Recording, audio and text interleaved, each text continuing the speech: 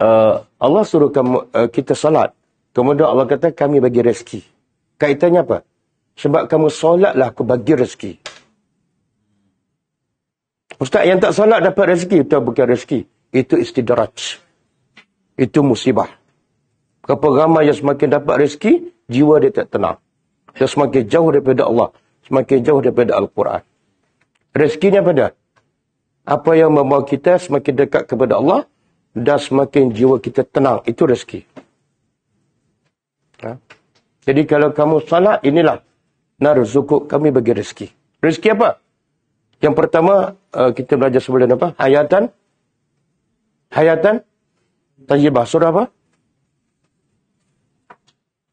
Itu pun tak ada rezeki juga, tak ingat. Surah An-Nahlu, ayat 97. Apa makna hayatan tayyibah? Siapa yang beriman, beramal soleh, laki ke perempuan, Allah akan bagi hayatan tayyibah.